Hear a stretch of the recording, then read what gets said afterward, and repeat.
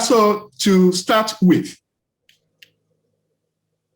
perhaps we should ask the question, what does society really want? Many things, you would say. Society wants public services like infrastructure, education, security, and so on. Not only that, society also wants those things to be reasonably priced.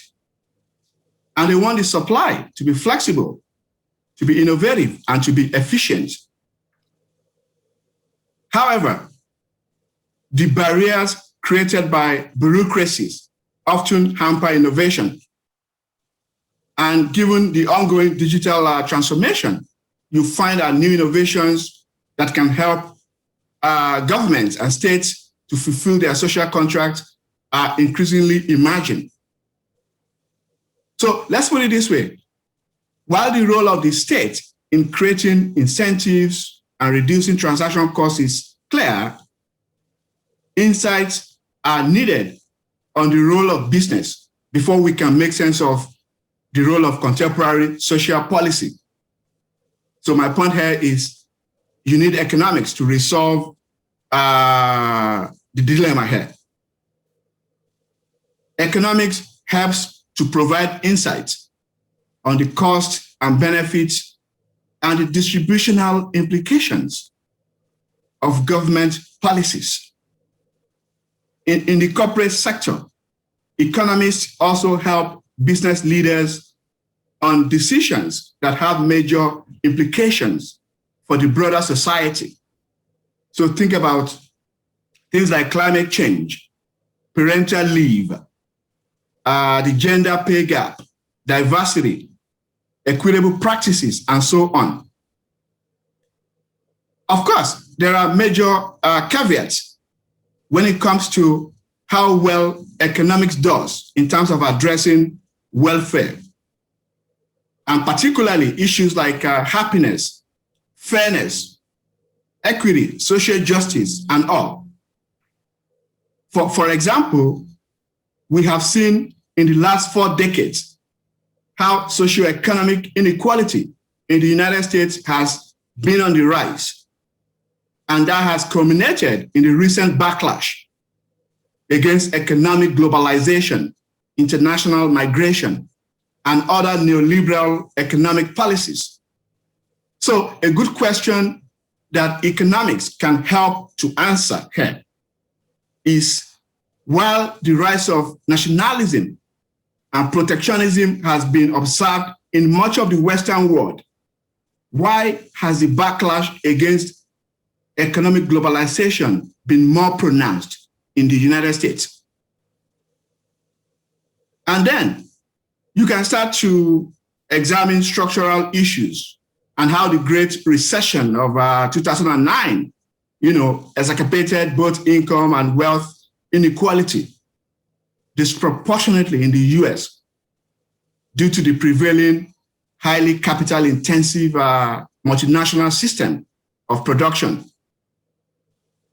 And in addition to capital concentration, the concentration of capital ownership, you find that this mode of wealth creation, that is capitalism, it does generate varying returns to the different categories of labor. And you would expect those at the top of the income spectrum to reap disproportionately larger rewards over time.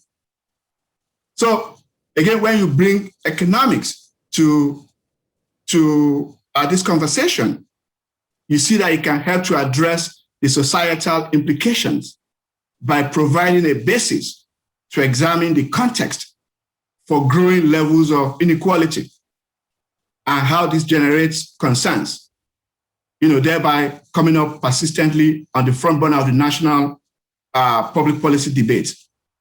And also when you look at the global South, when you look at developing economies and emerging markets, a good knowledge of economics can help to make sense of why globalization has intensified technology diffusion globally, leading to increased productivity in these regions. And while the extent of income convergence predicted by economic theory has not been realized, the so-called catch-up effect. Again, economists can help us to explain why the so-called convergence has not happened, whether you are talking about sigma convergence or beta convergence. And we know that folks like Barrow, Salai Martin, Solo, Sachs and Warner, Jeffrey Sachs, Robert Lucas, they have written extensively, in this area.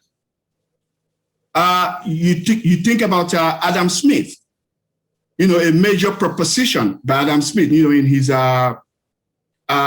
seminal work, The Wealth of Nations, is that low transaction costs are important for trade and wealth creation. And transaction costs are essentially about institutional design. The 2009 Nobel laureate, Oliver Williamson, also said transaction costs are determined by about 5 factors: frequency, specificity, assets, uncertainty and bounded rationality, and opportunistic behavior. So the optimum structure based on his work is that, in essence, economic efficiency is important to minimize the cost of exchange. And it is only economics that can help us to make sense of this.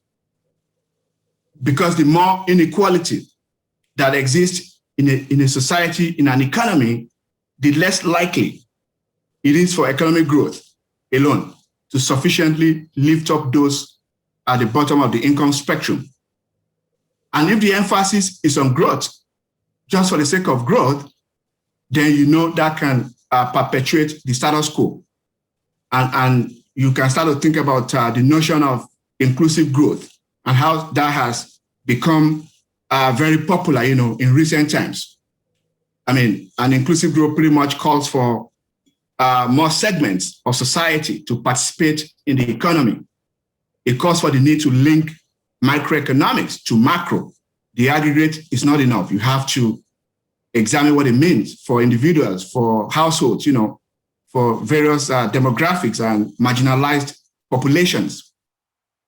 And we can't conclude this session without also bringing COVID back into the analysis. We have seen huge interventions from governments across the board and across the world. While traditional Keynesian fiscal stimulus can help to restore an economy back to its pre-crisis growth path, the disproportionate impact of COVID-19 on certain demographics and occupations, where they are overrepresented, underscores the need to address underlying structural economic issues. Until those issues, that perpetuate widening inequality and its concomitant effect on aggregate demand, until those issues are fixed, building a more sustainable and equitable economy will be wishful thinking. You go back to the drawing board, you can only make sense of all of these big questions and intergenerational issues by using the framework provided by economic science. So I'll leave it at that.